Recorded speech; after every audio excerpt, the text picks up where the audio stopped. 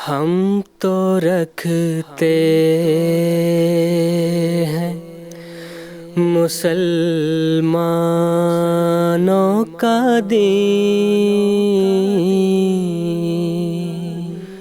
دل سے ہے خدا میں ختم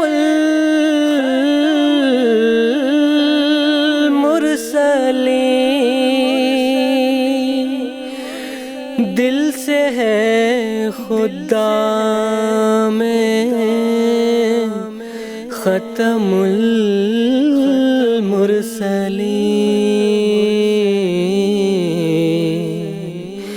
ختم المرسلین۔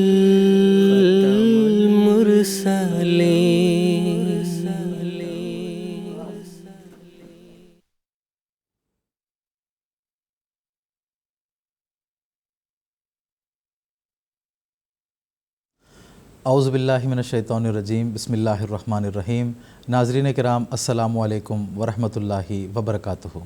آج 25 جون 2022 ہفتے کا دن ہے۔ انڈیا میں اس وقت رات کے 10 بجے ہیں اور GMT کے مطابق اس وقت سحر کے 4:30 بجے ہیں۔ اور ناظرین، یہ وقت ہے پروگرام راہ ہدیٰ کا۔ قادیان دارالمان سے پروگرام راہ ہدیٰ کی سیریز کے تیسرے ایپیسوڈ کے ساتھ اس وقت ہم آپ کی خدمت میں حاضر ہیں۔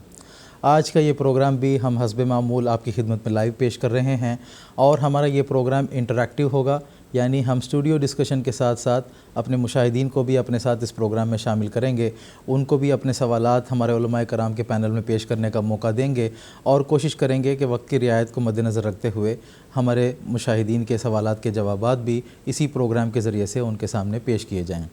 ہمارے مشاہدین کو ہمارے رابطے میں آنے کے لیے مختلف وسائل موجود ہیں۔ ٹیلی فون کالز کے ذریعے سے آپ اپنے سوالات ہم تک پہنچا سکتے ہیں۔ اس کے علاوہ ٹیکسٹ میسیجز، فیکس میسیجز اور ای میلز کی بھی سہولت موجود ہے، جن کے ذریعے سے ہمارے مشاہدین اپنے سوالات ہم تک پہنچا سکتے ہیں۔ تو ناظرین، آج کے ایپیسوڈ میں آپ ہمارے ساتھ جڑنا چاہتے ہیں تو میں امید کرتا ہوں کہ ہم سے رابطے کی تفصیل اس وقت آپ اپنے ٹیلی ویژن اسکرین پر ملاحظہ فرما رہے ہوں گے۔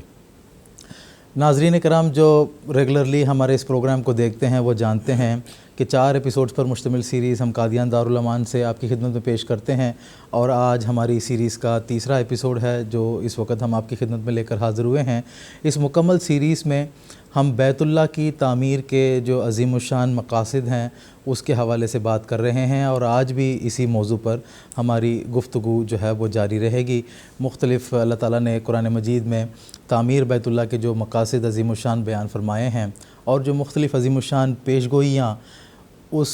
تعمیر کی برکتیں جو اس تعمیر کے ساتھ وابستہ ہیں، جو پیشگوئی کی صورت میں اللہ تعالیٰ نے قرآن مجید میں بیان فرمائی ہیں، ان کی بھی تفاصیل ہم آج کے ایپیسوڈ میں آپ کی خدمت میں پیش کرنے کی کوشش کریں گے۔ آج کے ایپیسوڈ کی اس اہم موضوع پر گفتگو کے لیے جو علماء کرام اس وقت ہمارے ساتھ قادیان اسٹوڈیوز میں تشریف رکھتے ہیں، ان کا میں تعارف کروا دیتا ہوں۔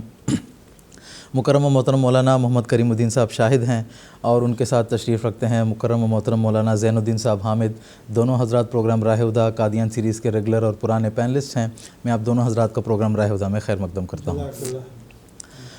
ناظرین کرام، آج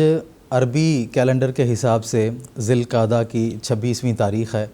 انشاءاللہ العزیز اگلا جو مہینہ ہے وہ ذو الحجہ کا مہینہ ہے،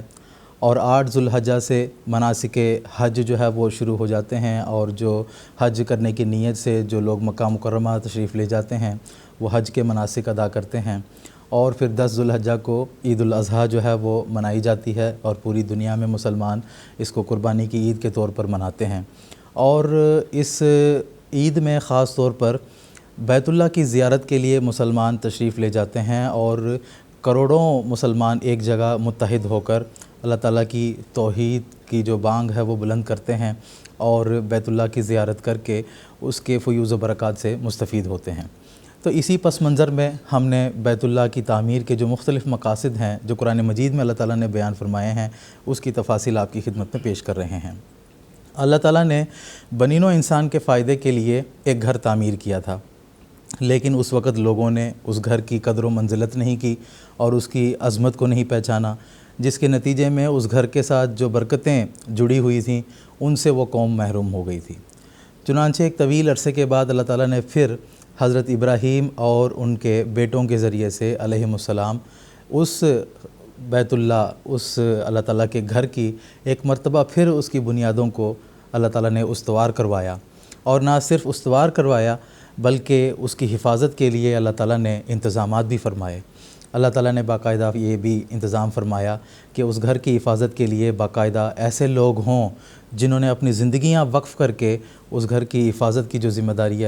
داریاں ہیں وہ سر انجام دے سکیں۔ چنانچہ ہم دیکھتے ہیں کہ حضرت ابراہیم علیہ السلام نے کس طرح اپنے بیٹے حضرت اسماعیل علیہ السلام اور آپ کی بیوی حضرت ہاجرہ تھیں، ان کی قربانی پیش کی۔ انہوں نے اپنی ساری زندگی یہ جو بیت اللہ ہے، جو مکہ ہے، اس کی حفاظت میں اپنی لگا دی، اور پھر ان کی آئندہ نسلوں نے بھی اس جگہ کی حفاظت کی۔ اور پھر وہ زمانہ آیا جب اللہ تعالیٰ نے حضرت اقدس محمد مصطفیٰ صلی اللہ علیہ وسلم کو مبعوث فرمایا، جن کے ذریعے سے اس گھر کو اشاعت اسلام کا مرکز بنایا، اور توحید باری تعالیٰ کی جو بانگ ہے وہ وہاں سے بلند ہوئی اور پوری دنیا میں وہ گونجنے لگی۔ چنانچہ اللہ تعالیٰ نے جو بیت اللہ ہے اس کی عظیم الشان اس کی تعمیر کے جو مقاصد ہیں اور جو عظیم الشان برکتیں اس کی تعمیر کے ساتھ وابستہ ہیں، جس سے بنین و انسان نے فائدہ اٹھانا ہے، اس کے بارے میں قرآن مجید میں عظیم الشان پیشگوئیاں فرمائی ہیں کہ کس طرح وہ گھر لوگوں کو امن و سلامتی بخشنے والا گھر ہوگا، کس طرح وہ گھر لوگوں کو جسمانی اور روحانی پاکیزگی عطا کرنے والا گھر ہوگا، کس طرح وہ گھر لوگوں کے اندر خدمت اسلام کے جذبے کو پیدا کرنے والا گھر ہوگا، کس طرح وہ گھر مسلمانوں کو متحد رکھنے میں اپنا جو نمایاں کردار ہے اس کو نبھائے گا۔ اس کے بارے میں اللہ تعالیٰ نے مختلف پیشگوئیاں فرمائی ہوئی ہیں، جس کے حوالے سے آج کے ایپیسوڈ میں ہم تفصیل سے انشاءاللہ العزیز گفتگو کریں گے۔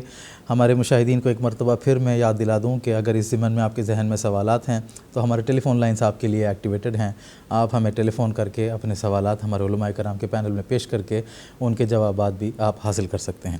اس مختصر سی تمہید کے بعد آج کے ایپیسوڈ میں میں گفتگو کا آغاز محترم مولانا محمد کریم الدین صاحب شاہد سے شروع کرنا چاہتا ہوں۔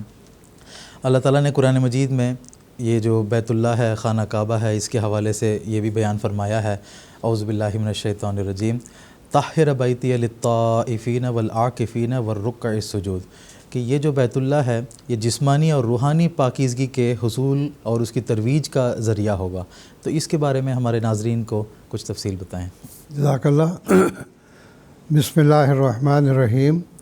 ناظرین و سامعین کرام، اللہ تعالیٰ نے سورۃ البقرہ کی آیتوں میں جو خانہ کعبہ کی تعمیر سے متعلق ہے یہ بیان فرمایا ہے،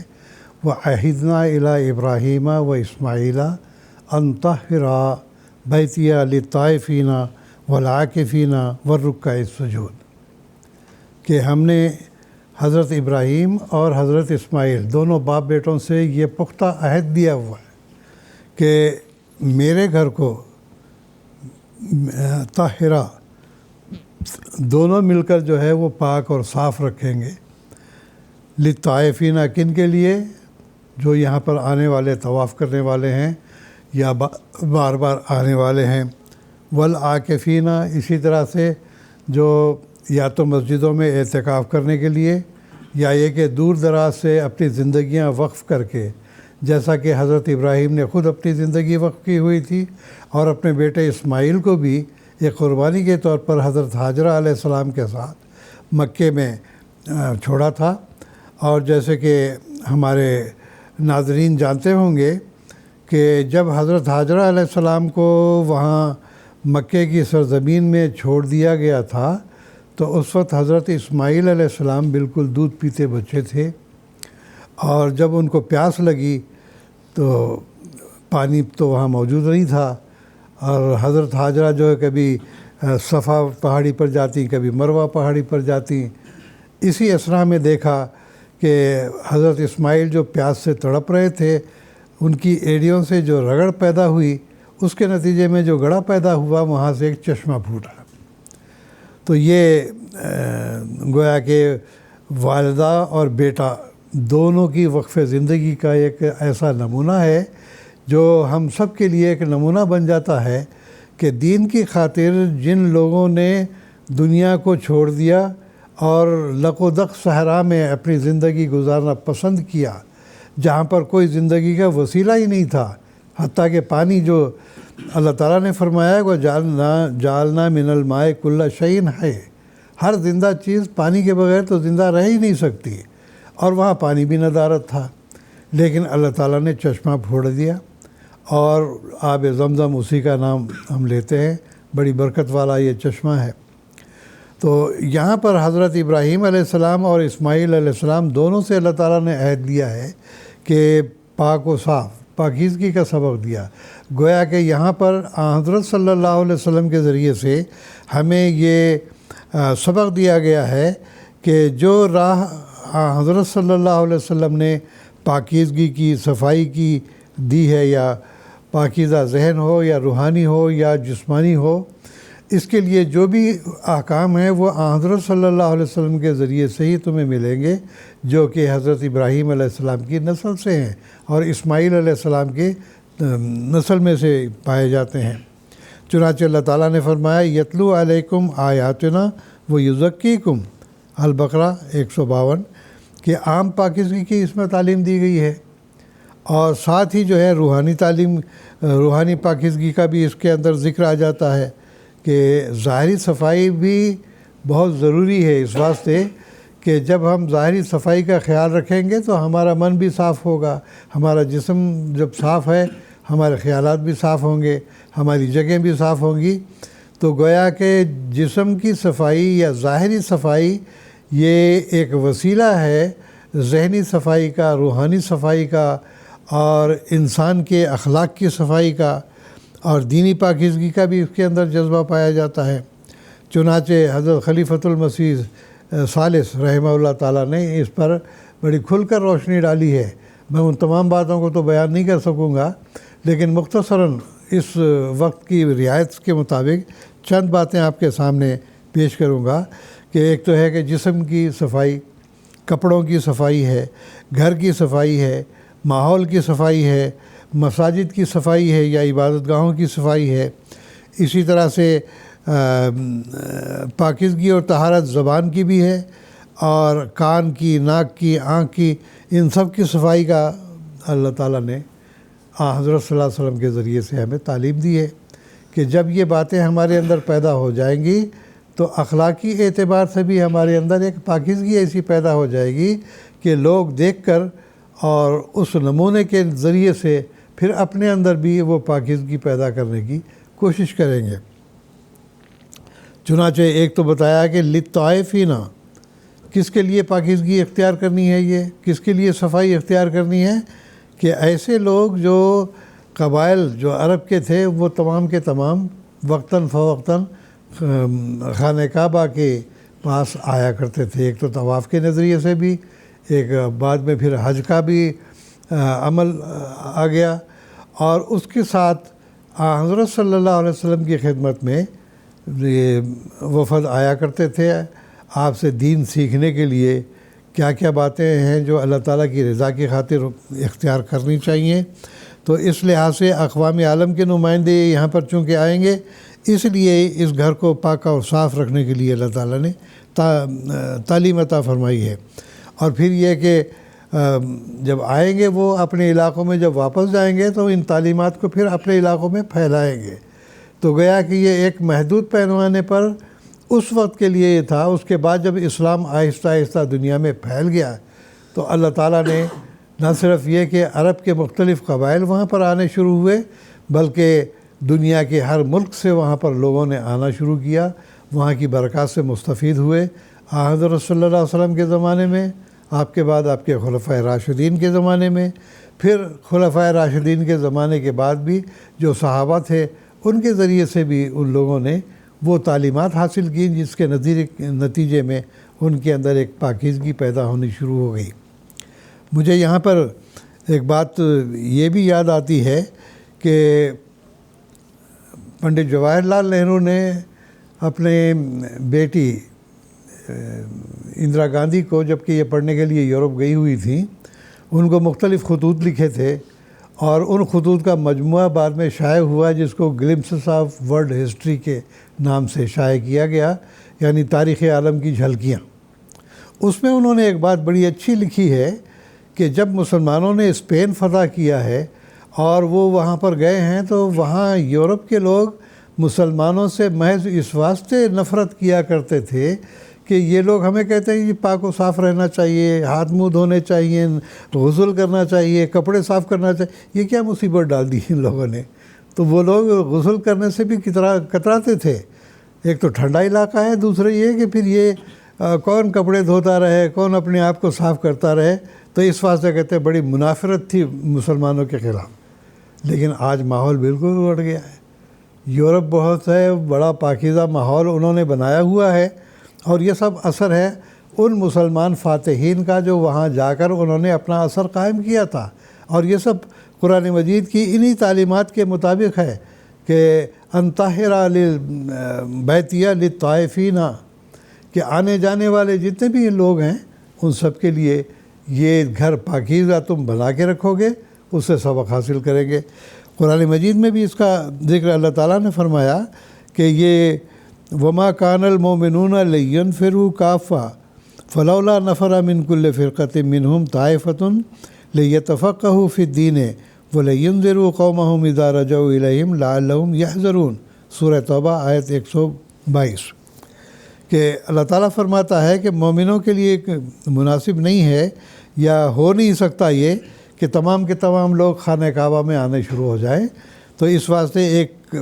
جماعت کو ایسا ہونا چاہیے جو ان کے پاس آئے اور یہاں حضرت صلی اللہ علیہ وسلم کی تعلیمات کو اپنانے کی کوشش کرے، ان سے سبق سیکھیں، اور اس کے نتیجے میں جب واپس جائیں تو اپنی قوم کو بھی وہ ڈرائیں اس بات سے کہ اللہ کیا چاہتا ہے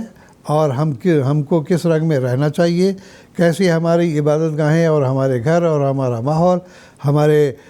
ذہن اور ہماری روح کس طرح سے پاکیزہ ہونا چاہیے، یہ تمام وہ اپنی قوموں کے اندر جا کر بیان کر سکیں۔ چنانچہ حدیث میں آتا ہے، حضرت ابن عباس سے روایت ہے کہ حضرت صلی اللہ علیہ وسلم کی خدمت میں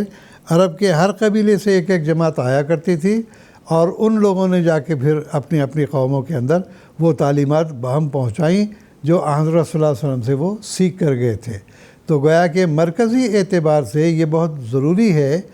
کہ اب خانہ کعبہ کا جو اثر و رسوخ ہے، اب تو دنیا داری ان کے اندر آ گئی ہے۔ اللہ تعالیٰ نے مسلمانوں کی موجودہ ذب و حالی کو دیکھتے ہوئے اس زمانے میں حضرت مسیح موعود علیہ السلام کو حضرت صلی اللہ علیہ وسلم کی غلامی میں اس لیے بھیجا ہے تاکہ مسلمان جو تعلیمات اسلام کی بھول چکے ہیں ان کو دوبارہ ان پر قائم کیا جا سکے۔ تو اب یہ بڑا ضروری ہے کہ ہمارے لیے کہ ہمارے جو احمدی حضرات ہیں جنہوں نے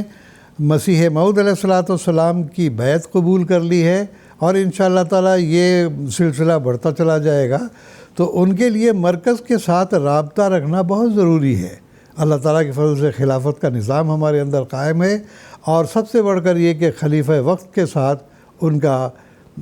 گہرا تعلق ہونا چاہیے، کہ جس کے نتیجے میں ان کے اندر بھی ذہنی، روحانی اور ظاہری پاکیزگی بھی پیدا ہوتی رہے، جو کہ غرض ہے خانہ کعبہ کی تعمیر کی۔ اسی طرح سے دوسری غرض بیان کی ہے والعاکفین، عاکف کہتے ہیں کسی ایک جگہ بیٹھ رہنے کو۔ اعتکاف بھی اس کے اندر آ جاتا ہے کہ مساجد میں جو ہے جا کے اپنا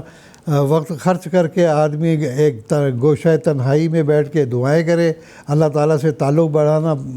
شروع کرے۔ لیکن اس کے ساتھ عاکفین میں جو ہے جس طرح کہ حضرت ابراہیم علیہ السلام اور حضرت اسماعیل علیہ السلام نے اپنی زندگیاں وقف کر کے دین کی خاطر اپنے آپ کو ایک جگہ بٹھا دیا تھا، یا یہ کہ دین کی راہ میں اپنی زندگیاں وقف کر دی تھی، یہ تحریک کی گئی ہے کہ اسلام کی خاطر، اسلام اللہ تعالیٰ کی خاطر اور قرآن مجید کی تعلیمات کو پھیلانے کی خاطر ایک گروہ ایسا ہونا چاہیے جو زندگی وقف کر کے محض اور محض دنیا داری کو چھوڑ کر اسلام کی خاطر حضرت صلی اللہ علیہ وسلم کے پیغام کو ساری دنیا میں پہنچانے والے ہوں۔ اور اسی وجہ سے جماعت احمدیہ میں اللہ تعالیٰ کے فضل سے وقف زندگی کا جو ہے یہ شروع سے ہی سلسلہ چلا آ رہا ہے۔ مسیح موعود علیہ السلام کے زمانے میں، خلفائے راشدین، خلفائے احمدیت کے زمانے میں بھی، اور اب تک یہ سلسلہ جاری ہے۔ بلکہ جو بچہ پیدا ہوتا ہے والدین اس کو وقف کر دیتے ہیں کہ جاؤ بھائی دین کا کام کرو، ہماری طرف سے تمہیں کوئی فکر نہیں کرنے کی ضرورت ہے۔ تو گویا کہ یہ عاکفین میں خدا کی راہ میں اپنی زندگیاں وقف کرنے کی بھی انہوں نے تعلیم دی ہے۔ تیسری بات جو اس میں بڑی اہم بیان کی گئی ہے وہ یہ ہے کہ والعاکفین والرکع السجود، کہ اقوام عالم میں ذات باری اور صفات باری کا کامل عرفان وہ لوگ حاصل کریں تاکہ اس کے نتیجے کے اندر ان کے اندر ایک روحانیت پیدا ہو، اور اس روحانیت کے نتیجے میں اللہ تعالیٰ کے ساتھ پھر ان کا ایسا تعلق پیدا ہو جائے کہ تمام دنیاوی جتنے بھی علائق ہیں ان سب پر جو ہے وہ اللہ تعالیٰ کی محبت اور اللہ تعالیٰ سے تعلق کو وہ ترجیح دینے والے ہوں۔ تو گیا رکوع سجود میں جو ہے رکوع اور سجود تو ظاہری بھی ہے، اور اس پہ عبادات کی طرف توجہ دلائی گئی ہے کہ جب تک ہم عبادات کو صحیح رنگ میں بجا لائیں گے اور اس کے ساتھ دعاؤں پر زور دیں گے، اللہ تعالیٰ سے تعلق پیدا کرنے کی کوشش کریں گے، تو لازمی بات ہے کہ جیسے اللہ تعالیٰ نے فرمایا والذین جاہدوا فینا لنہدینہم سبلنا، کہ جو لوگ ہمارے بارے میں کوشش کرتے ہیں ہم ان کو اپنی راہیں ضرور دکھایا کرتے ہیں۔ اور اللہ تعالیٰ کے فضل سے اس زمانے میں جب کہ عام مسلمان اس بات کے منکر ہو چکے ہیں کہ اب کوئی اللہ تعالیٰ کی طرف سے وحی اور الہام اور کلام ہوتا ہی نہیں ہے، بلکہ اب خدا تعالیٰ نعوذ باللہ من ذالک گونگا ہو کے بیٹھ گیا ہے، یہ بات نہیں۔ حضرت مسیح موعود علیہ السلام نے فرمایا کہ اگر کوئی نشان دیکھنا چاہتا ہے آؤ میرے پاس، اللہ تعالیٰ مجھ سے ہم کلام ہوتا ہے، تم کو نشانات دکھائے جائیں گے۔ جیسا کہ میں نے پیچھے بھی ذکر کیا تھا 1885 کا جو سال ہے اس میں آپ نے تمام دنیا کو یہ چیلنج دیا کہ جس کو شک ہے کہ اللہ تعالیٰ اب کلام نہیں کرتا یا نشان نہیں دکھاتا وہ میرے پاس آ کر 1 سال ٹھہرے، اور اگر اس 1 سال کے اندر وہ نشان نہ دیکھے تو میں جھوٹا۔ لیکن کوئی نہ آیا، جیسا کہ آپ نے خود فرمایا آزمائش کے لیے کوئی نہ آیا ہر چند، ہر مخالف کو مقابل پہ بلایا ہم نے۔ تو بہرحال یہ تمام ایسے امور ہیں جن کے ذریعے سے اللہ تعالیٰ نے حضرت اسماعیل اور حضرت ابراہیم علیہ السلام دونوں سے یہ پختہ عہد لیا ہوا ہے کہ مرکز آنے جانے والوں کے لیے بھی، اور اسی طرح سے زندگی وقف کرنے والوں کے لیے بھی، اور اسی طرح سے تعلق باللہ پیدا کرنے کے لیے عبادات جو صحیح رنگ میں بجا لانے والے ہیں ان سب کے لیے اللہ تعالیٰ نے یہ نشانات مقرر کیے ہوئے ہیں۔ اور یہ زمانہ ماضی کی بات نہیں ہے، بلکہ ہر زمانے میں اللہ تعالیٰ نے اپنے اولیاء کے ذریعے سے اپنے کلام سے نوازا ہے اور اپنے نشانات دکھائے ہیں، اگرچہ اس میں بڑی مبالغہ آرائیاں بھی ہوئی ہیں، لیکن اس میں کوئی شک نہیں کہ ہزاروں ایسے اولیاء اللہ اسلام میں پیدا ہوئے جنہوں نے اللہ سے تعلق پیدا کیا، اللہ نے ان کو نشانات دکھائے، اور ان کے ذریعے سے عالم اسلام میں جو ہے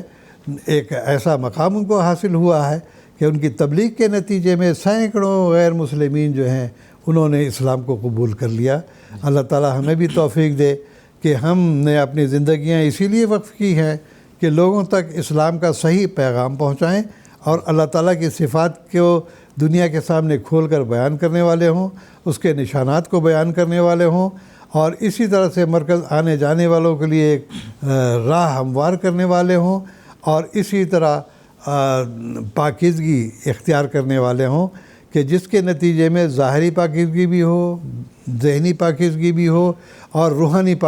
پاکیزگی بھی ہو۔ اللہ تعالیٰ ہمیں اس کی توفیق عطا فرمائے۔ جزاکم اللہ تعالیٰ حسن جزا۔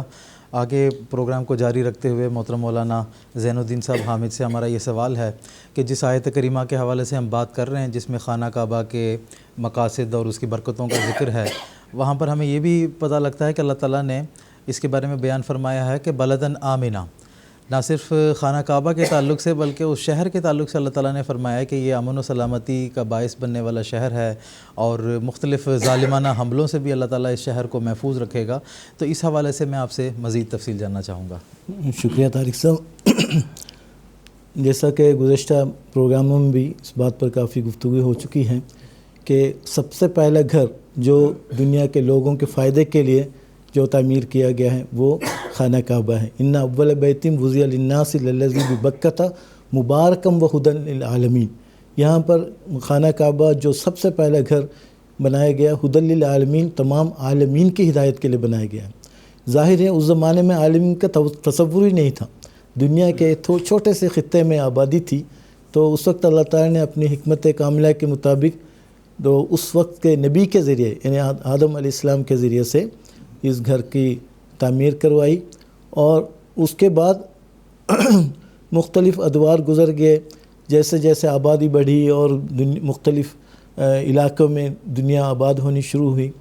تو اس کے بعد اللہ تعالیٰ نے ایسا انتظام کیا، اس کا خانہ کعبہ کے اصل و تعمیر کو حکم دیا،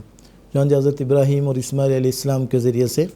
اس کے اثر وَإِذْ يَرْفَعُ إِبْرَاهِيمُ الْقَوَاعِدَ مِنَ الْبَيْتِ وَإِسْمَاعِيلُ، چونکہ گھر تو پہلے سے موجود تھا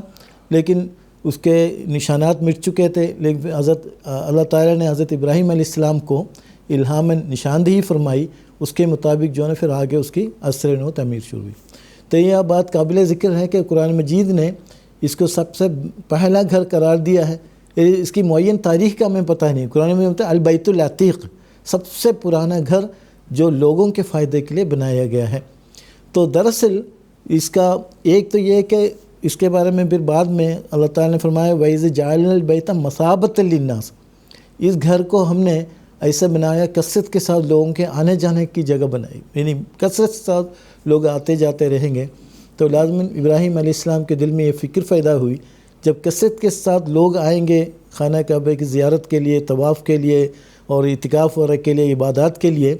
تو یہ یہاں پر یہ تو شہر ہونا چاہیے۔ تو سب سے پہلے یہ دعا کی جل حاضہ بلدن آمن،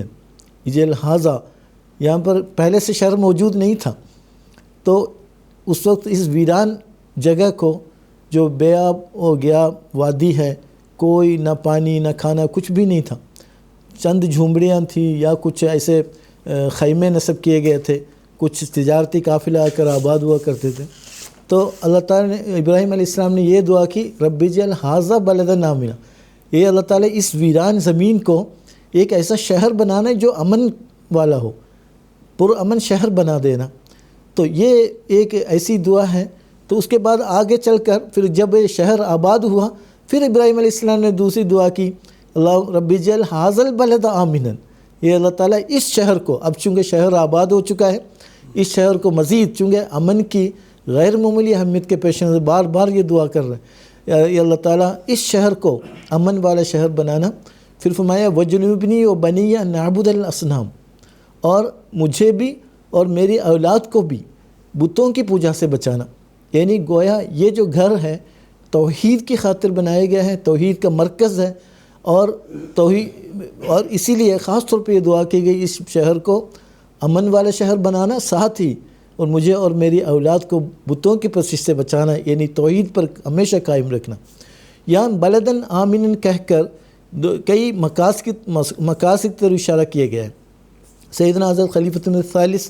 رحمہ اللہ نے اپنے سلسلہ وار خطبات میں 23 عظیم شان مقاصد بیان کیے ہیں، تو خانہ کعبہ کی تعمیر کے، تو اس میں ایک بلدن آمن کی تشریح میں آپ نے فرمایا تھا، اس میں آمنن بلدن آمنن جو 3 عظیم شان مقاصد کے لیے لفظ استعمال ہوا ہے۔ ایک تو وہ فرمایا کہ وہ گھر جو تمام لوگوں کی بھلائی کے لیے قائم کیا گیا ہے، یعنی بیت اللہ ہے، اس کی حفاظت کا یہاں پر وعدہ دیا گیا ہے، دعا کی گئی ہے، اور اللہ تعالیٰ نے اس دعا کو قبول فرمائی، اور یہ ہمیشہ ظاہری حملوں سے، ہر قسم کے حملوں سے اللہ تعالیٰ اس کو محفوظ فرمائے گا۔ جو تاریخ گواہ ہے، بے شمار ایسے واقعات ہیں اور جس سے ہمیشہ خانہ کعبہ محفوظ رہا ہے۔ گویا بلدن آمن کا سب سے پہلا مقصد یہ ہے، اس گھر کو جو تمام لوگوں کی بھلائی کے لیے اللہ تعالیٰ کی طرف سے تعمیر ہوا، توحید کے قیام کے لیے یہ گھر بنایا گیا ہے، اور تمام دنیا کے لوگوں کو متحد کرنے کے لیے، ایک قبلے کی طرف رخ کرانے کے لیے یہ گھر بنایا گیا ہے۔ تو اس کی حفاظت کا اللہ تعالیٰ نے وعدہ دیا ہے۔ دوسرا حضور بیان فرماتے ہیں کہ اس جو خانہ کعبہ کی تعمیر کا جو اصل مقصد جو ہے وہ دراصل حضرت صلی اللہ علیہ وسلم کی بعثت ہے۔ جس طرح ابراہیم علیہ السلام نے دعا کی تھی خانہ کعبہ کے بنیادوں کو اٹھاتے ہوئے، ربنا وابعث فیہم رسولا منہم یتلو علیہم آیاتہ ویزکیہم، تو یہ اللہ تعالیٰ اس میں ایک ایسا رسول مبعوث فرمانا، وہ رسول، اس رسول کی بھی حفاظت کرنے کا اس میں وعدہ دیا گیا ہے۔ حضور فرماتے ہیں کہ چونکہ حضرت صلی اللہ علیہ وسلم کی سیرت کا مطالعہ کرنے سے پتہ لگتا ہے بے شمار ایسے مواقع آئے آپ کی زندگی میں، آپ کو دشمن آپ کو قتل کرنے کی کوشش کی، کئی لحاظ سے کئی مواقع پر کوشش کی، لیکن اللہ تعالیٰ نے ہر جگہ آپ کی عصمت فرمایا کہ یا ایھا الرسول بلغ ما انزل الیک وان لم تفعل فما بلغت رسالتہ واللہ یعصمک من الناس۔ یہ رسول صلی اللہ علیہ وسلم بلغ ما انزل الیک، جو تعلیم آپ کو دی جا رہی ہے اس کو دوسروں تک پہنچا، وان لم تفعل فما بلغت رسالتہ، اگر آپ نے ایسا نہیں کیا گویا آپ نے اپنی منصبی ذمہ داری کو ادا نہیں کی۔ اور پھر فرمایا واللہ یعصمک من الناس، اس تبلیغ کے نتیجے میں بے شمار خطرات درپیش ہوں گے، دشمنیاں ہوں گی، لوگ حملہ آور ہوں گے، قتل کے منصوبے بنائیں گے، لیکن یہ یاد رکھنا یہ اللہ کا وعدہ ہے، واللہ یعصمک من الناس، اللہ تعالیٰ لوگوں سے آپ کی حفاظت فرمائے گا۔ چونکہ ساری زندگی دیکھ لے اس دعا کی قبولیت کا ایک منہ بولتا ثبوت ہمیں ملتا ہے۔ تیسری بات جو اس دعا میں بیان کی ہے حضرت خلیفۃ مسیح ثالث نے بیان فرمائی وہ یہ ہے کہ بلدن آمنن میں یہ بات بھی مضمر ہے کہ اس نبی کے ذریعے اس دائمی گھر جو ساری ہدی للعالمین کے طور پر یہ تعمیر ہوا ہے، اور یہاں پر جو حضرت صلی اللہ علیہ وسلم مبعوث ہوئے ساری دنیا کے لیے، تو آپ کے ذریعے سے جو احکام نازل کیے گئے، جو کتاب نازل کی گئی ہے، جو کلام اللہ نازل ہوا ہے، تو ساری دنیا کی ہدایت کے لیے تا قیامت آنے والی تمام نسل انسانی کی ہدایت و رہنمائی کے لیے جو کتاب نازل کی ہے اس کتاب کی حفاظت کا بھی اہم وعدہ دیا گیا ہے۔ وہ یہ تینوں قسم کے وعدے اس میں پائے جاتے ہیں۔ بلدن آمنن میں یہ حضور کا استنباط ہے، یہ واقعی یہ تاریخ کے لحاظ سے بھی اور واقعات کے لحاظ سے بھی اگر جب ہم اس کا جائزہ لیتے ہیں بالکل صحیح اترتے ہیں، چونکہ وہ جگہ بھی محفوظ ہے ہمیشہ کے لیے، اور وہاں پر مبعوث ہونے والے جو عالمی جو نبی علیہ السلام صلی اللہ علیہ وسلم ہیں آپ بھی محفوظ رہیں، اور اسی طرح آپ کے ذریعے آپ کے اوپر جو کلام نازل ہوا ہے اس کے بارے میں اللہ تعالیٰ نے یہ وعدہ فرمایا ہے انا نحن نزلنا الذکر و انا لہ لحافظون، ہم اس کلام کو ہم نے نازل کیا، ہم اس کی حفاظت کرتے چلے جائیں گے۔ تو یہاں پر پھر ایک موقع کے لحاظ سے ایک مثال میں بتا دوں گا ظاہری لحاظ سے کس طرح خانہ کعبے کی اللہ تعالیٰ نے حفاظت فرمائی۔ مشہور واقعہ ہے جس کے بارے میں سورہ قرآن مجید میں ایک چھوٹی سی صورت بھی نازل ہوئی ہے، جو اصحاب فیل، حملہ اصحاب فیل کا واقعہ کے طور پر۔ تو مختصر عرض کرتا ہوں، عبد المطلب کے زمانے میں یمن کے والی کا نام تھا ابرہ الاشرم۔ چونکہ وہ دیکھتے تھے عربوں کو خانہ کعبہ سے توجہ ہٹانے کے لیے انہوں نے بڑی کوشش کی، انہوں نے ایک معبد بنا لیے یمن میں، تاکہ لوگوں میں یہ اعلان کر دیا کہ اب خانہ کعبہ کی طرف حج کے لیے نہ جائیں، اس معبد کی طرف آ جائیں۔ چونکہ خانہ کعبہ بیت العتیق اور سب سے پہلا گھر، اور عرب کے دل و دماغ میں اس کی محبت رچ بس گئی تھی، کوئی برداشت نہیں کر سکتا تھا کعبہ کے مقابلے میں کوئی اور معبد کھڑا ہو۔ چنانچہ ایک باغیرت عرب نے جا کر اس معبد میں کو گندہ کر دیا، پاخانہ کر دیا۔ جب یہ اطلاع ابرہ کو پہنچی وہ بہت غصے میں آ گیا اور اس نے فوج کشی کی اور بہت بڑی فوج لے کر خانہ کعبہ پر حملہ کرنے کے لیے آ گیا۔ یہاں ایک عجیب بات ہے، ایک لطیفہ بھی ہے، یعنی جب حملے کے لیے کافی بڑا لشکر لے کر وہ پہنچا تو قریش گھبرا گئے، چونکہ ان کے پاس کوئی ساز و سامان نہیں اس کا مقابلہ کرنے کے لیے۔ تو عبد المطلب کو بطور وفد آپ کی طرف روانہ کیا تاکہ کسی طرح کوئی سمجھوتا ہو جائے۔ جب عبد المطلب وہاں گئے تو ایسا لگتا تھا وہ کوئی سوچی سمجھی اسکیم تھی، چونکہ وہ جانتے تھے خانہ کعبہ کی عظمت کیا ہے، اس کا رب کون ہے، اس کی حفاظت کون کر رہا ہے۔ تو یہ جو بلدن آمنم والی جو کیفیت اس میں مضمر ہے۔ تو عبد المطلب جب وہاں گئے، کیونکہ بہت وجیز شخصیت، تو ابرہ بہت خوش ہوئے۔ تو انہوں نے کہا کہ دیکھیں کیا آپ کیوں آئے ہیں؟ انہوں نے کہا کہ میرے بہت سارے اونٹ ہیں جو آپ کے فوج نے قبضہ کیا، مجھے واپس دلا دو۔ ابرہ حیران ہو گئے کہ میں تو خانہ کعبہ کو مسمار کرنے کے لیے آیا ہوں، آپ کو اپنے اونٹوں کی پڑی ہے۔ تو عبد المطلب نے جواب دیا کہ انا رب الابل ولی ھذا البیت رب یمنعہ، کہ میں تو اونٹوں کا رب ہوں، اس گھر کا بھی ایک مالک ہے، ایک رب ہے جو اس کی حفاظت کرے گا۔ جب یہ جواب سنا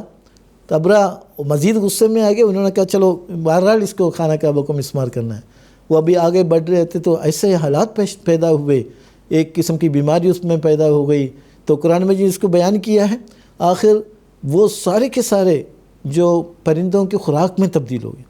تو یہ ایک ایسا عبرتناک واقعہ ہے، تاریخ میں درج ہے، جس کو قرآن مجید نے ہمیشہ کے لیے محفوظ کیا ہے یہ اس ابراہیمی دعا کی قبولیت کا نتیجہ ہے۔ اب میں حضرت اقدس مسیح علیہ السلام کے ایک اقتباس میں پیش کروں گا، اور اسی طرح خلیفہ ثانی کا بھی رضی اللہ تعالیٰ عنہ، جس سے پتہ لگتا ہے جماعت احمدیہ آج اللہ تعالیٰ کے فضل سے کہ اسلام کی جو اثر نو اسلام کو زندہ کرنے کے لیے اور ساری دنیا میں اسلام کو پھیلانے کے لیے اس زمانے میں اللہ تعالیٰ کی طرف سے اسی مقدس بستی میں حضرت مسیح علیہ السلام مبعوث ہوئے اور آپ کی جماعت کام کر رہی ہے۔ تو حضرت اقدس مسیح علیہ السلام کیا فرماتے ہیں؟ جماعت آپ کے دل میں خانہ کعبہ کی کیا عظمت ہے؟ آپ فرماتے ہیں ہم تو اس دین اور اس کے گھر یعنی خانہ کعبہ کی حفاظت کے واسطے آئے ہیں۔ حضرت صلی اللہ علیہ وسلم جو کشف میں دیکھا تھا کہ دجال اور مسیح موعود اکٹھے طواف کر رہے ہیں، اصل میں طواف کے معنی ہیں پھرنا۔ تو طواف دو ہی طرح کا ہوتا ہے، ایک تو رات کو چور پھرتے ہیں یعنی گھروں کے گرد طواف کرتے ہیں، اور ایک چوکیدار طواف کرتا ہے، مگر ان میں فرق یہ ہے کہ چور تو گھروں کو لوٹنے اور گھروں کو تباہ و برباد کرنے کے لیے، اور چوکیدار ان گھروں کی حفاظت اور بچاؤ اور چوروں کے پکڑنے کے واسطے طواف کرتے ہیں۔ یہی حال مسیح اور دجال کا ہے۔ یعنی حضرت رسول اللہ صلی اللہ علیہ وسلم کے کشف کی طرف اشارہ کیا ہے، جس میں یہ بیان کیا گیا ہے مسیح موعود علیہ السلام اور اسی طرح دجال بھی اکٹھے خانہ کعبہ کی طواف کر رہے ہیں۔ تو مسیح علیہ دجال جو طواف کر رہے ہیں، جو بتایا گیا ہے کشف میں، گویا خانہ کعبہ کی عظمت کو ختم کرنے کے لیے، اور جو دین خانہ کعبہ کی طرف منسوب ہوتا ہے اس کو نیست و نابود کرنے کے لیے جو دجالی فتنے وہ عیسائیوں کی طرف سے جو حملے ہو رہے تھے اس کی طرف اشارہ کیا ہے۔ اور حضرت اقدس مسیح علیہ السلام یحیی الدین و یقیم الشریعت کے تحت آپ نے اسلام کو زندہ کرنے کے لیے، اسلام کے اوپر آنے والے تمام حملوں کو نیست و نابود کرنے کے لیے آپ نے کام کیا ہے۔ ساری زندگی آپ کی اس کے لیے وقف تھی، ایک ایک لمحہ آپ نے اشاعت اسلام کے لیے و حضرت صلی اللہ علیہ وسلم اور قرآن مجید کی عظمت کو اجاگر کرنے کے لیے اور اللہ تعالیٰ کے صحیح عرفان لوگوں کو بانٹنے کے لیے آپ نے صرف کیا ہے۔ تو حضرت اقدس خلیفہ ثانی کا ایک اقتباس بھی وقت کی رعایت کے مطابق میں پیش کرتا ہوں۔ حضور فرماتے ہیں ہم تو یہ بھی پسند نہیں کر سکتے کہ خانہ کعبہ کی کسی اینٹ کو کوئی شخص بدنیتی سے اپنی انگلی بھی لگائے۔ ہمارے مکانات کھڑے رہیں، یہ کیسے ہو سکتا ہے؟ ہمارے مکانات کھڑے رہے، محفوظ رہے اپنی جگہ، لیکن خانہ کعبہ کی طرف کوئی انگلی بھی اٹھائے بدنیتی سے، یہ ہم پسند نہیں کرتے۔ بے شک ہمیں قادیان محبوب ہے، اور بے شک ہم قادیان کی حفاظت کے لیے ہر ممکن قربانی کرنے کے لیے تیار ہیں، مگر خدا شاہد ہے خانہ کعبہ قادیان سے بدرجہ وہ محبوب ہے۔ ہم اللہ تعالیٰ سے اس کی پناہ چاہتے ہیں، اور ہم سمجھتے ہیں کہ خدا وہ دن نہیں لا سکتا، لیکن اگر خدا نخواستہ کبھی وہ دن آئے کہ خانہ کعبہ بھی خطرے میں ہو اور قادیان بھی خطرے میں ہو، اور دونوں میں سے ایک کو بچایا جا سکتا ہو، تو ہم ایک منٹ بھی اس مسئلے پر غور نہیں کریں گے کہ کس کو بچایا جائے، بلکہ بغیر سوچے کہہ دیں گے کہ خانہ کعبہ کو بچانا ہمارا اولین فرض ہے۔ تو یہ حضرت اقدس خلیفہ ثانی کے رضی اللہ تعالیٰ عنہ کے خطبے سے یہ اقتباس لیا گیا ہے۔ گویا جماعت احمدیہ ساری دنیا میں اسی مقصد کو لے کر کام کر رہے ہیں، حضور صلی اللہ علیہ وسلم کی رسالت کے اس بات کے لیے، اسی طرح دین اسلام کو تمام دنیا پر غالب کرنے کے لیے خلافت حقہ اسلامیہ کے زیر سایہ جماعت احمدیہ کام کر رہی ہے۔ تو بہرحال جو ابراہیمی دعا ہے بلدن آمنن، یہ ہر لحاظ سے ہر زاویے سے اللہ تعالیٰ نے اس دعا کو قبول فرمایا ہے، اس کے ثمرات سے ساری دنیا متمتع ہو رہی ہے۔ جی جزاکم اللہ تعالیٰ احسن جزا۔ کچھ ٹیلی فون کالرز اس وقت ہمارے ساتھ ہیں، ان کو بھی موقع دینے کی کوشش کریں گے۔ عارف الزمان صاحب بنگلہ دیش سے اس وقت ہمارے ساتھ لائن پر موجود ہیں، ہمارا ریگولر ٹیلی فون کالر ہیں، ان کو بھی پروگرام میں شامل کرتے ہوئے ان کا سوال سنتے ہیں۔ السلام علیکم ورحمۃ اللہ۔ عارف الزمان صاحب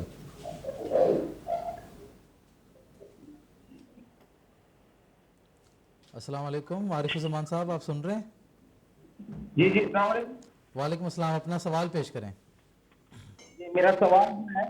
بیت المقدس پہلے سے اسلام کا قبلہ تھا، اس کے بعد یہ بیت القبلہ ہوا، اس کا پس منظر کیا تھا، اور بیت المقدس کا اہمیت اسلام کے ہمارے پاس کیا ہے؟ برائے کرم جزاکم اللہ۔ ٹھیک ہے جناب، جزاکم اللہ۔ محترم مولانا کریم الدین صاحب شاہد سے پوچھنا چاہوں گا، تحویل قبلہ کے حوالے سے ان کا سوال تھا کہ اس کا کیا پس منظر ہے۔ جزاکم اللہ۔ عارف الزمان صاحب، آپ نے پڑھا بھی ہوگا، بہرحال عوام کے تسلی کے لیے آپ نے سوال کیا ہے۔ تو بات دراصل یہ ہے کہ قرآن مجید نے تو پہلے ہی بیان کر دیا ہوا ہے کہ انا اولا بیتم وضع للناس للذی ببکۃ، کہ دنیا میں سب سے پہلا گھر جو اللہ تعالیٰ کی عبادت کی خاطر بنایا گیا ہے وہ مکہ شہر میں ہے۔ یہ حضرت آدم علیہ السلام کے زمانے سے ہی گویا کہ وہ گھر بنایا گیا تھا۔ بعد میں قوموں کا وہ مرضا بھی بنتا رہا، اور بڑے بڑے جو انبیاء ہیں وہ اس کا طواف بھی کرتے رہے۔ چنانچہ میں نے پچھلے ایپیسوڈ میں اس کا ذکر کیا تھا کہ حضرت شیخ محی الدین ابن عربی رحمۃ اللہ علیہ کا ایک کشف ہے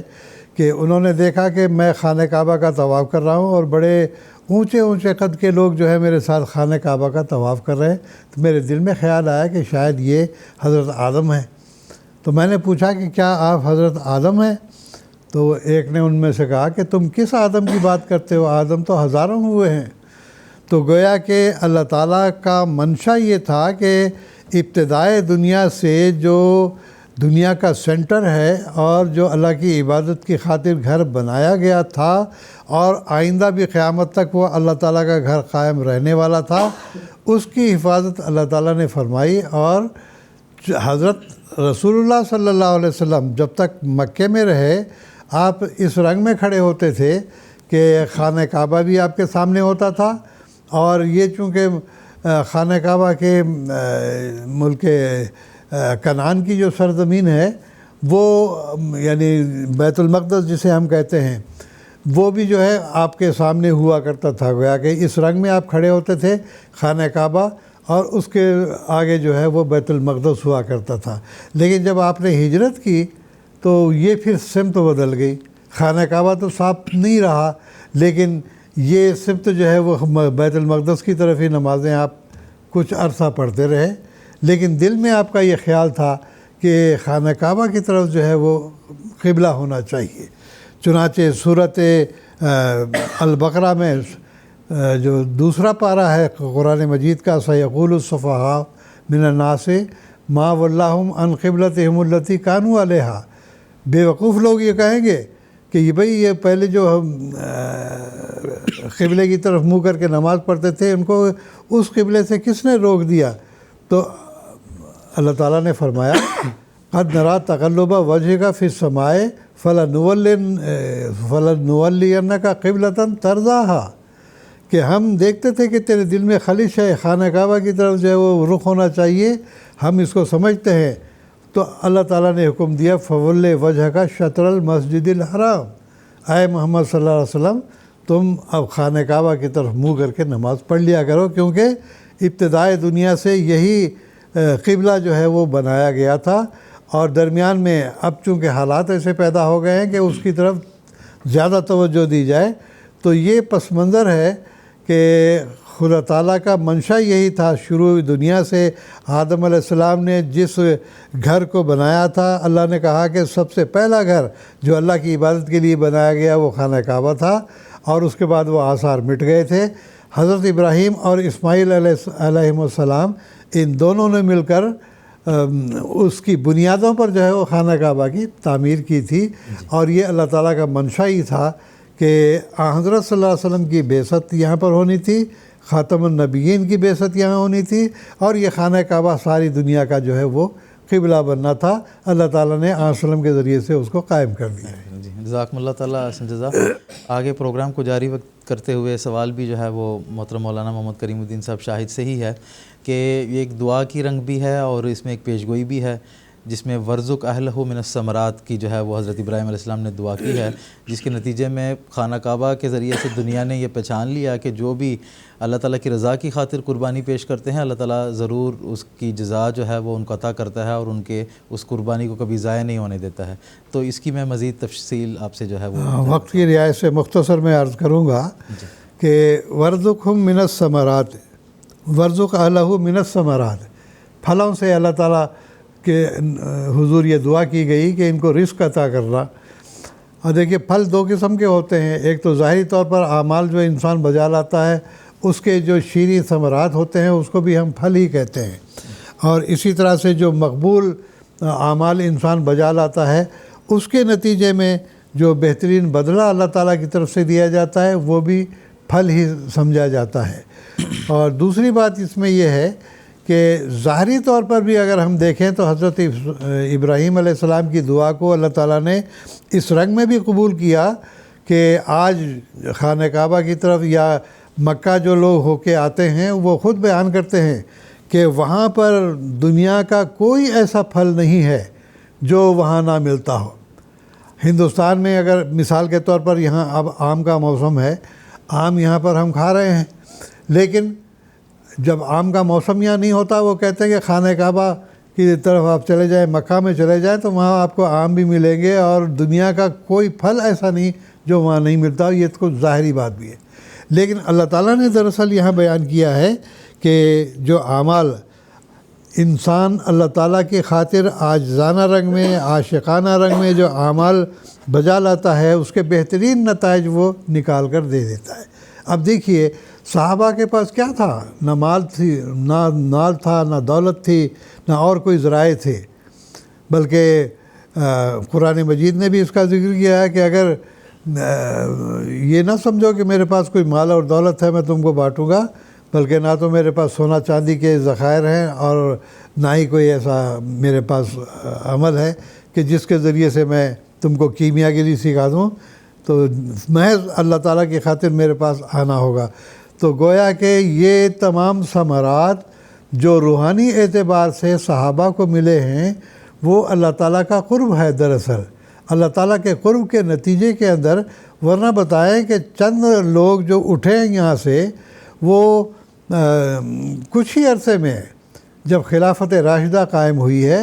اس وقت حضرت عمر کے زمانے میں روم بھی فتح ہو گیا ہے، ایران بھی فتح ہو گیا، آخر ان کے پاس کون سی دولت تھی؟ کوئی دولت نہیں تھی، بلکہ وہ اعمال جو سچے دل سے اللہ تعالیٰ کی خاطر وہ بجا لا رہے تھے۔ زندگیاں انہوں نے وقف کر دی تھیں، زندگیاں گنوانے کے لیے وہ تیار ہو گئے تھے کہ ہم مر مٹیں گے لیکن اسلام کو بلند اور بالا کریں گے۔ اس جذبے کے ساتھ جب وہ جاتے تھے تو چند ہزار آدمی جو مقابلے کے لیے جاتے تھے وہ لاکھوں کا مقابلہ کر لیتے تھے، تو ایک ہزار آدمیوں نے لاکھوں کا مقابلہ کر کے وہاں جیت لیا۔ اور یہ عجیب بات ہے کہ ایران جب فتح ہوا ہے تو اس کے بارے میں ذکر آتا ہے کہ یہ لوگ تو بدوی تھے، خانہ بدوش لوگ قسم کے تھے، جب اس کے دربار میں گئے ہیں کہ کیا اسلام کی تعلیم دینے کے لیے، اور وہ بڑا مغرور بادشاہ تھا، اس نے کہا کہ ان کو بوروں میں مٹی بھر کے ان کے سر پہ اٹھا دو۔ بوروں پہ مٹی بھر کے جب رکھی، چھلانگیں مارتے ہوئے بھاگے وہ لوگ، کہہ لگے لو بھائی شاہ ایران نے زمین ایران کی ہمارے سپرد کر دی ہے۔ تو میں اب لمبا نہ کرتا ہوا حضرت مسیح موعود علیہ الصلوۃ والسلام کا ایک اقتباس آپ کے سامنے پڑھ کے اپنے بیان کو ختم کروں گا، کیونکہ وقت تو بہت تھوڑا ہے۔ حضور چشمہ آئینہ کمالات اسلام میں یہ فرماتے ہیں، اب ہم کس قدر اس بات کو ظاہر کرنا چاہتے ہیں، کسی قدر اس بات کو ظاہر کرنا چاہتے ہیں کہ اسلام کے ثمرات کیا ہیں، سو واضح ہو کہ جب کوئی اپنے مولا کا سچا طالب کامل طور پر اسلام پر قائم ہو جائے اور نہ کسی تکلف اور بناوٹ سے بلکہ طبعی طور پر خدا تعالیٰ کی راہوں میں ہر ایک قوت اس کے کام میں لگ جائے، تو آخری نتیجہ اس کی اس حالت کا یہ ہوتا ہے کہ خدا تعالیٰ کی ہدایت کی اعلیٰ تجلیات تمام حجب سے مبرہ ہو کر، یعنی ہر قسم کے پردوں سے ہٹ کر اس کی طرف رخ کرتی ہیں، اور طرح طرح کی برکات اس پر نازل ہوتی ہیں، اور وہ احکام اور وہ عقائد جو محض ایمان اور سماع کے طور پر قبول کیے گئے تھے، اب بذریعہ مکاشفات صحیحہ اور الہامات یقینیہ، قطعیہ، مشہود اور محسوس طور پر کھولے جاتے ہیں، اور مغلقات شرع، یعنی شرع دین کے جو بند حصے ہیں، اور دین کے اور مغلقات شرع اور دین کے اور شریعت کے جو مشکل مقام ہیں، اور اسرار سربستہ ملت حنیفیہ کے اس پر منکشف ہو جاتے ہیں، اور ملکوت الہی کا اس کو سیر کرایا جاتا ہے تا وہ یقین اور معرفت میں مرتبہ کامل حاصل کرے، اور اس کی زبان اور اس کے بیان اور اس کے تمام افعال اور اقوال اور حرکات سکنات میں ایک برکت رکھی جاتی ہے اور ایک فوق العادت شجاعت اور استقامت اور ہمت اس کو عطا کی جاتی ہے اور شرح صدر کا ایک اعلیٰ مقام اس کو عنایت کیا جاتا ہے اور بشریت کے حجابوں کی تنگ دلی اور خست اور بخل اور بار بار کی لغزش اور تنگ چشمی اور غلامی شہوت اور رضاعت اخلاق اور ہر ایک قسم کی نفسانی تاریکی بکلی اس سے دور کر کے اس کی جگہ ربانی اخلاق کا نور بھر دیا جاتا ہے۔ آخر میں آپ فرماتے ہیں اور اس درجے میں اس کی دعائیں بطور استفاء کے منظور ہوتی ہیں نہ بطور ابتلا کے، اور وہ زمین پر حجت اللہ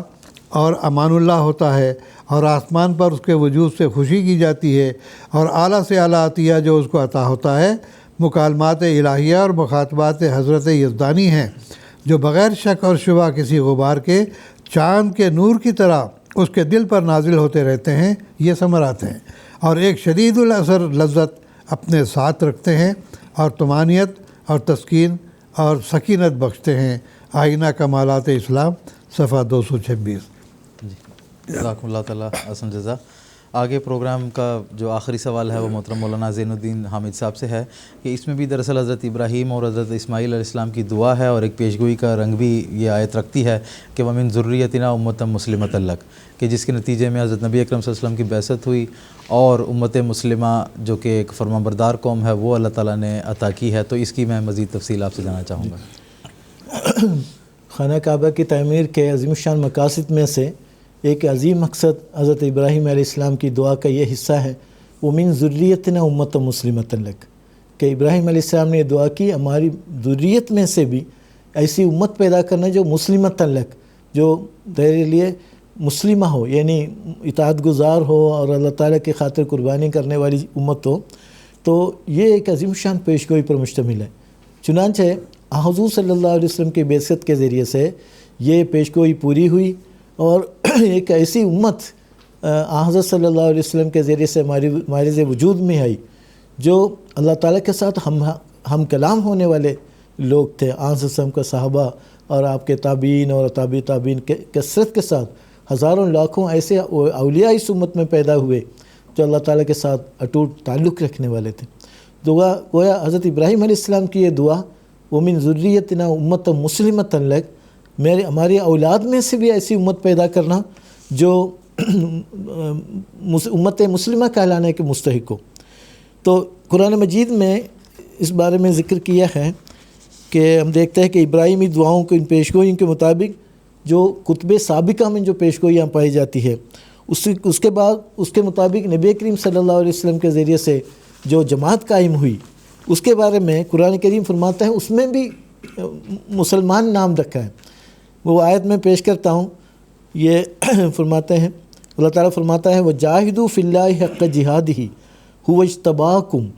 وَمَا جَعَلَ عَلَيْكُمْ فِي الدِّينِ مِنْ حَرَجٍ مِلَّةَ أَبِيكُمْ إِبْرَاهِيمَ هُوَ سَمَّاكُمُ الْمُسْلِمِينَ مِنْ قَبْلُ وَفِي هَذَا لِيَكُونَ الرَّسُولُ شَهِيدًا عَلَيْكُمْ وَتَكُونُوا شُهَدَاءَ عَلَى النَّاسِ۔ اللہ تعالیٰ کے تعلق میں جہاد کرو جیسا کہ اس کے جہاد کا حق ہے، اس نے تمہیں چن لیا ہے اور تم پر دین کے معاملات میں کوئی تنگی نہیں ڈالی، یہی تمہارے باپ ابراہیم کا مذہب تھا، یعنی اللہ نے تمہارا نام مسلمان رکھا اس سے پہلے بھی اور اس قرآن میں بھی تاکہ رسول تم پر نگران ہو جائے، تاکہ تم تمام انسانوں پر نگران ہو جاؤ۔ یہاں اللہ تعالیٰ نے یہ فرمایا ہے کہ اپنے تمام طاقت قوت اور استعدادوں کے ساتھ اللہ تعالیٰ کی راہ میں جہاد کرو، کیونکہ اس نے تمہیں چن لیا ہے، بزرگی بخشی ہے اور کامل دین تمہیں دیا ہے، بہترین احکام قرآن مجید کے ذریعے تمہارے لیے نازل کیا ہے، اور اس احکام کی پیروی کرو۔ جن قوتوں، جن استعدادوں، طاقتوں کی ضرورت تھی وہ بھی ساتھ ہی تمہیں اللہ تعالیٰ نے عطا فرمائی ہے۔ تمہارے باپ ابراہیم کی یہ ملت ہے، تو ملت ابھی اس دعا کی طرف اشارہ ہے وَمِن ذُرِّيَّتِنَا أُمَّةً مُسْلِمَةً لَكَ۔ تو ابراہیم علیہ السلام، قرآن مجید ان آیات میں یہ دعویٰ کرتا ہے کہ وہ دعا قبول کی گئی ہے، اللہ تعالیٰ نے یہ دعا قبول فرمائی ہے، اور حضرت صلی اللہ علیہ وسلم کے ذریعے جو جماعت قائم ہوئی، جو روحانی اخلاقی قوتیں اور استعدادیں اللہ تعالیٰ نے ان کو بخشی ہے، وہ اس کے نتیجے میں وہ کلام الہی ان پر حضور صلی اللہ علیہ وسلم پر نازل ہوا جو کامل ہے اور ہمیشہ کے لیے ہے اور تا قیامت آنے والی تمام نسل انسان کے لیے موجب ہدایت ہے۔ تو یہاں پر ایک جو نزول قرآن کے وقت اس وقت کے یہودی اور عیسائی تھے، ان کا بھی یہ دعویٰ تھا ہم امت مسلمہ ہیں۔ قرآن مجید نے اس کو یوں بیان کیا ہے، قالوا لن يدخل الجنت الا من كان هودا او نصارى، انہوں نے یہ دعویٰ کیا کہ لن يدخل الجنہ، جنت میں ہرگز داخل نہیں ہوگا سوائے یہود اور نصارہ کے۔ تو اللہ تعالیٰ جواب کیا فرما رہا ہے، تلک امانیہم، یہ تو ان کی بے بنیاد خواہشیں ہی ہیں، ہاتو برہانکم ان کنتم صادقین، اگر تم سچے ہو تو برہان لے آؤ۔ پھر فرمایا نہیں، ایسا نہیں ہے، یہود ہونے سے نصارہ ہونے سے ایسا نہیں ہوگا، بلا من اسلم وجہہ للہ و مسلم، یہ دیکھیں اس میں بھی امت مسلمہ کی طرف اشارہ جو قرآن ابراہیمی دعا میں شامل ہے، من اسلم وجہہ للہ، جو شخص اللہ کی خاطر اپنے تمام تر وجود کو خدا کے سامنے پیش کرتا ہے، اور وہو محسن فلہ اجرہ عند ربہ ولا خوف علیہم ولا ہم یحزنون، ان کا اللہ تعالیٰ پر ان کا اجر مقدر ہے، ولا خوف علیہم ولا ہم یحزنون، اور اسی طرح ان پر نہ کوئی خوف ہوگا نہ وہ غمگین ہوں گے۔ تو اسلام کا معنی کیا ہے؟ اللہ تعالیٰ کے سامنے، اپنے رب کے سامنے اپنی گردن کو جھکا دینا ہے اور ہر قسم کی قربانی کرنا ہے۔ تو اپنے تمام ارادوں کو چھوڑ کر، اپنے تمام خواہشوں کو چھوڑ کر اللہ تعالیٰ کے ارادوں کو مقدم رکھنا ہے۔ حضرت اقدس مسیح علیہ السلام ایک شعر میں یہ مضمون اتنا شاندار طریقے سے سمو دیا ہے، فرمایا اسلام چیز کیا ہے؟ خدا کے لیے فنا، ترک رضائے خویش پہ مرضی خدا، اپنی رضا کو خدا کی مرضی کے تابع کرنا، خدا کے لیے فنا ہو جانا، یہ دراصل اسلام میں اصل مسلمان ہیں، اصل نجات پانے والے ہیں۔ اب حضرت صلی اللہ علیہ وسلم کے ذریعے سے جو عظیم الشان انقلاب وہاں برپا ہوا، حیرت انگیز انقلاب برپا ہوا ہے، بس ابراہیمی دعا کے نتیجے میں مبعوث ہونے والے حضرت اقدس محمد مصطفیٰ صلی اللہ علیہ وسلم نے جو جماعت قائم کی، حضرت اقدس مسیح السلام کیا فرماتے ہیں، وہ کہاں سے کہاں پہنچے؟ فرماتے ہیں کہ وہ ایسی قوم تھی کروسن ذلتن، گوبر کی طرح بالکل ذلیل سمجھے جاتے تھے، لیکن فجعلتہم کسبیکۃ القیانی، حضرت صلی اللہ علیہ وسلم کی تربیت، آپ کی روحانی فیوز و برکات اور آپ کی قوت قدسیہ کے نتیجے میں وہ اتنا عالی شان قوم بن گئے، وہ کسبیکۃ القیانی، قیمتی جو سونے کے ڈیلی کی مانند بن گئے۔ پھر فرماتا ہے کہ احییت اموات القرون بجلبۃ، صدیوں کے مردے تھے، تو نے اپنے ایک جلوے سے ان کو زندہ کر دیا، ماذا یماثلک بہذا الشان، اس شان میں تیرا کوئی مماثل نہیں۔ اسی طرح پھر ایک فرمایا ان کے اندر جو تبدیلی آئی ہے، ترک الغبو کو بدلو من ذوقی ذوقت دعائی بھی لیلۃ الحزانی، انہوں نے رات کی شراب کو چھوڑ دیا، وہ بدلو من ذوقی، اس ذوق کو انہوں نے تبدیل کیا کس میں؟ ذوقت دعائی بھی لیلۃ الحزانی، غمزدہ راتوں کی دعاؤں میں تبدیل کر دیا۔ کس قدر عظیم الشان انقلاب تھا ان کے اندر۔ یا تو وہ وقت تھا کہ وہ اپنی راتیں راگ اور رنگ لہو و لعب میں گزارا کرتے تھے، لیکن حضرت صلی اللہ علیہ وسلم کی غلامی میں آنے کے بعد آپ میں وہ جو شبہائے تاریک و تار میں اپنے معبود کے حضور سجدہ ریز ہو کر سود و گزار سے دعاؤں کے لطف اٹھانے لگے، یہی سے عظیم الشان انقلاب جو پیدا ہوا۔ لیکن ایک اور حقیقت بھی ہے، اس دور کے بعد اسلام پر ایک ایسا زمانہ آ گیا، حضور صلی اللہ علیہ وسلم کی پیشگوئی کے مطابق امت مسلمہ میں زوال و انحطاط کا دور آیا، وہ جس کے بارے میں حضور صلی اللہ علیہ وسلم نے پہلے سے پیشگوئی فرمائی تھی کہ سیأتی زمان علی امتی لا یبقى من الاسلام الا اسمہ ولا یبقى من القرآن الا رسمہ، کہ ایک ایسا زمانہ میری امت پہ آنے والا ہے جس میں اسلام صرف نام کا رہ جائے گا اور قرآن صرف رسمی طور پہ پڑھا جائے گا۔ مساجدہم عامرۃ و ہی خراب، ان کی مسجدیں بظاہر آباد نظر آئیں گی لیکن ہدایت سے خالی ہوں گی، اور علماء شر من تحت ایدی السماء، ان کے علماء آسمان سے نیچے سب سے بدترین مخلوق ہوں گے،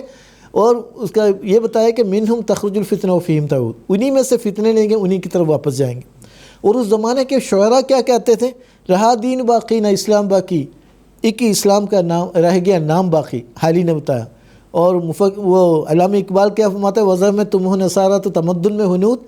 یہ مسلمان ہیں جنہیں دیکھ کے شرمائے یہود۔ ایسے نازک حالت میں اللہ تعالیٰ نے اپنے وعدے کے مطابق حضرت اقدس مسیح علیہ السلام کو قادیان کی مقدس بستی میں مبعوث فرمایا، اور ومن ذریتی امت مسلمۃ لک، ابراہیم علیہ السلام ابراہیمی دعا ایک دفعہ پھر اللہ تعالیٰ نے قبولیت کا نظارہ دکھایا۔ حضرت اقدس مسیح علیہ السلام تشریف لائے اسلام کے احیاء کے لیے اور شریعت کو دوبارہ قائم کرنے کے لیے۔ آپ نے کیا اعلان فرمایا؟ وہ کام جس کے لیے خدا نے مجھے مأمور فرمایا ہے وہ یہ ہے کہ خدا میں اور اس کی مخلوق کے رشتے میں جو کدورت واقع ہو گئی ہے اس کو دور کر کے محبت و اخلاص کے تعلق کو دوبارہ قائم کروں، وہ سچائی کے اظہار سے مذہبی جنگوں کا خاتمہ کر کے صلح کی بنیاد ڈالوں، وہ اپنی سچائیاں دنیا کی آنکھ سے مخفی ہو گئی ہے ان کو ظاہر کر دوں، وہ روحانیت جو نفسانی تاریکیوں کے نیچے دب گئی ہے اس کا نمونہ دکھاؤں۔ بے شمار ایسے اقتباسات ہیں جس سے پتہ لگتا ہے حضرت اقدس مسیح علیہ السلام واقعی اس زمانے میں امتاً مسلمتاً ایک ایسی جماعت کا قیام کرنے کے لیے تشریف لائے ہیں، ایک پاک بازوں کی جماعت جو 200 سے زائد ممالک میں کام کر رہے ہیں، اور حضور صلی اللہ علیہ وسلم نے جس امت واحدہ کا تصور دنیا کے سامنے پیش کیا تھا، آج دنیا کے پردے پر اگر کوئی جماعت ہے وہ جماعت احمدیہ ہے۔ حضور فرماتے ہیں کہ میری امت کی مثال ایسے ہے کہ مثل المؤمن فی باہمی محبت و الفت باہمی ہمدردی کے لحاظ سے میری امت کی مثال ایک مثل الجسد، ایک جسم کی مانند ہے۔ اذا اشتکا من عضو تداعی له سائر الجسد بالسہر والحمى، جب جسم کے کسی حصے میں کوئی تکلیف پہنچتی ہے سارا جسم جو ہے نا شب بیداری کے ذریعے بخار میں مبتلا ہو جاتا ہے، تکلیف محسوس کرتا ہے۔ آج جماعت احمدیہ کا یہ جو نظام ہے ساری دنیا میں ایک واجب الاطاعت امام کے ماتحت جماعت متحد ہے، متفق ہے، وہی صحابہ ہے جو حضرت صلی اللہ علیہ وسلم کے نے فرمایا، مسیح عیسیٰ نے فرمایا صحابہ سے میں نے جب مجھ کو پایا کہ وہ صحابہ کی جماعت دوبارہ حضرت صلی اللہ علیہ وسلم کی جماعت حضرت اقدس مسیح علیہ السلام کے ذریعے سے قائم ہوئی ہے۔ ضرورت اس بات کی ہم اس پیغام کو زیادہ سے زیادہ لوگوں تک پہنچائے تاکہ آغوش احمدیت میں تمام لوگ آ جائیں تاکہ غلب اسلام کے سامنے پیدا۔ جزاکم اللہ تعالیٰ حسن جزا۔ ناظرین اکرام، اس کے ساتھ آج کا ہمارا ایپیسوڈ ختم ہوا چاہتا ہے۔ انشاءاللہ عزیز خانہ کعبہ کی برکتوں کے تعلق سے ہم اپنی سیریز کے اگلے ایپیسوڈ میں بھی بات کریں گے۔ ہماری سیریز کا اگلا ایپیسوڈ جو ہے مرخہ 2 جولائی 2022 ہفتے کا دن انڈین ٹائم کے مطابق رات کے 10 بجے اور GMT کے مطابق سپہر کے 4:30 بجے ہم آپ کی خدمت میں قادیان دارالعوان سے لائیو پیش کریں گے۔ تب تک کے لیے اجازت دیجیے گا۔ السلام علیکم ورحمۃ اللہ وبرکاتہ۔ کہ یہی نور خدا پاؤ گے، لو تمہیں طور تسلی کا بتایا ہم نے، آؤ لوگوں کہ یہی نور خدا پاؤ گے، لو تمہیں طور تسلی کا بتایا